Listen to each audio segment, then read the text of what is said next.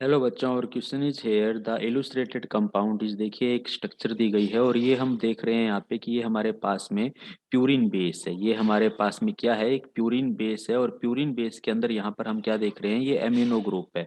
और अगर यहाँ पर हमारे पास में एमिनो ग्रुप होता है तो प्यूरिन बेस हमें पता है टू टाइप्स के होते हैं। एक तो एडिनिन है, तो ये हमारे पास में एडिनिन स्ट्रक्चर है क्योंकि यहाँ पे हमारे पास में क्या है, यहाँ पे हमारे पास में एमिनो ग्रुप है।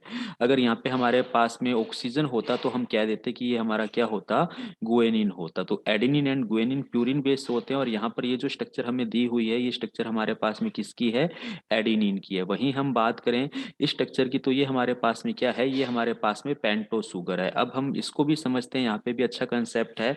इस पेंटो शुगर का ये C2 नंबर कार्बन है और यहाँ पे हाइड्रोक्सी ग्रुप है।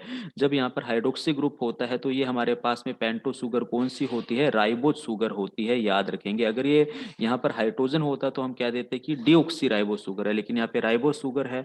और ये हमारे पास में यहाँ पर क्या है, 3 फॉस्फेट के मोलिक्यूल हैं जो हमारे पास में फॉस्फोरिक एसिड्स की फॉर्म के अंदर क्या होते हैं, प्रेजेंट होते हैं। तो 3 फॉस्फेट के मोलिक्यूल हैं। तो एक कंसेप्ट तो समझ में आ गया, ये स्ट्रक्चर किसकी होगी, हमारे पास में ट्राइफॉस्फेट की होगी। ठीक है।